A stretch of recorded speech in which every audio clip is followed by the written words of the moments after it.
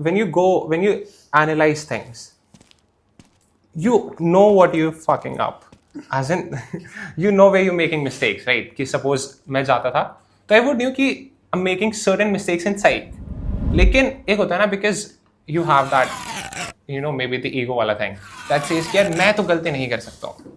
Yeah, when you have to accept that mistake, तो that becomes like a shame for you. Shame factor does come into play कि यार ये मुझसे गलती हो रही है. तो you do not analyze that. तो जब आप वो एनालाइज नहीं करते हैं तो going to keep iterating this same mistake again and again. तो और जो आपका थर्ड अटेम्प्ट है, देखो इट्स लाइक आपने गए तो तुमने जीटीओ पे फोकस किया, तो जीटीओ इज वन थिंग जहां पे आप बाकी लोगों के साथ इंटरेक्ट करते हैं, तो आपके दिमाग में सबसे ज्यादा पॉइंजेंट वही रहता है. तो मे बी आप जीटीओ में इतनी गलती नहीं होती जितने लोग सोचते हैं. That is one thing that I realise कि मेरे जीटीओ बहुत अच्छे जाते थे. ठीक है, ग्रुप प्लानिंग एक्सरसाइज मैंने बोल दी, कमांड टास्क में बम डिफ्यूज कर दिया, सब कुछ कर दिया. जीटीओ सेट कि हाँ तुमने बाकी में क्या किया, अच्छा किया नहीं किया, तो all those things you here. लेकिन जीटीओ इज लाइक बेसिकली कि आप ग्रुप के साथ कैसे इंटरेक्ट कर रहे हैं. तो अगर आप बहुत ज्यादा भी नहीं करते हो ना, because like in your head you want everything to be perfect, कि आप जीडी में बैठे हैं, क्या मैं जीडी में अटकूँ ना, मैं बहुत अच्छे पॉइंटर्स दे दूँ, जीपी में मैं ही नरेट कर दूँ, पीजीटी में ग्रुप को चौथी स्टेज पे ले जाऊँ और उसके बाद खुदा के ले जाऊँ, तो वो सब चीजें चलती हैं. बट एक जो चीज आप डिस्कस नहीं करते हैं, that is the interview in psych. कि साइक में rather than discussing your mistakes, what you want to know is कि तूने क्या लिखा है. मतलब आपने क्या, मान लो आपने स्टोरी लिखी, तो अब यहाँ पे ना दो चीजें आती हैं. It's like do you have faith in yourself, क्योंकि faith in yourself would mean कि यार मेरी स्टोरी क्या ही खराब होगी.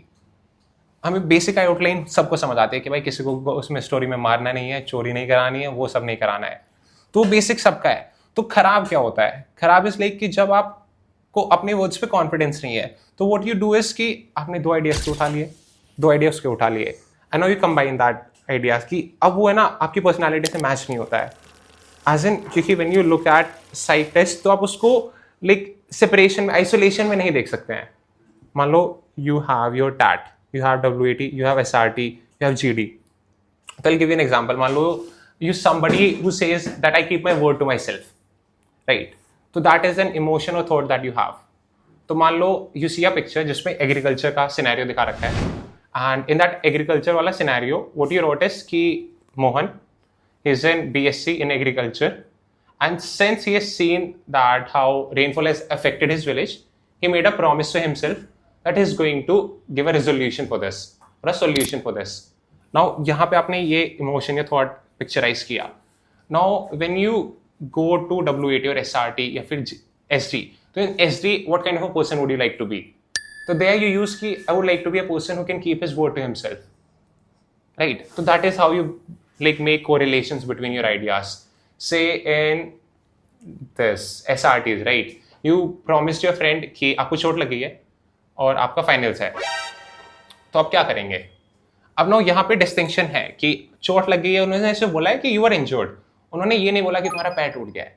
तो व्हेन यू आर इंजर्ड लेकिन तुम्हें फाइनल्स खेलना है, तो यू प्ले दैट फाइनल. तो this is how that correlation comes into play. और यही चीज you can do in your interviews, right? वो आपसे पूछेंगे कि what are few qualities that you like about yourself, तो यू गिव दैट. तो यहाँ से it's like you have a basic framework. हम क्या सोचते हैं ना कि वो 15 OLQ रट लिए, उसी हिसाब से बोलो. एंड आई डोंट थिंक कि वो उतना मतलब हो सकता है कि वो वैसे में चेक करते हैं, ठीक है.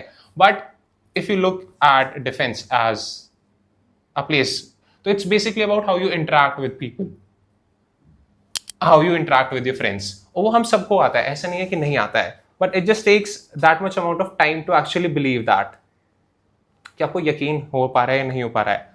तो इसी तरीके से बाकी चीजें होंगी. मान लो when you have like failure जैसे वर्ड यूज होता है, तो वे लाइक अब because you do not have a particular reticence over your words, तो you just use it randomly. You use a lot of try, I'll do that, तो that becomes a habit for you.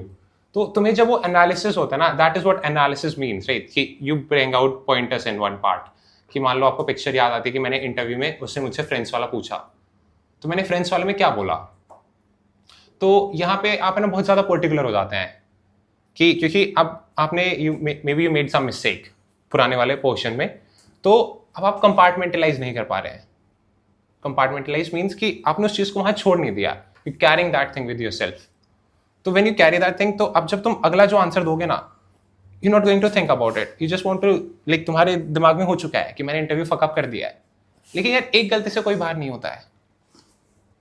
जब तक तुम बहुत ज्यादा झूठ बोलते हो, पकड़ जाओ, वो पूछ ले कि भाई तुम्हारे कितने नंबर थे, तुम बोलो 90, अगले वाले में 70, तो that is like a major fuckup, you can not do that. लेकिन आपने कुछ गलती कर दी, हाँ कर दी यार, तुम इंसान हो, obviously it's going to work.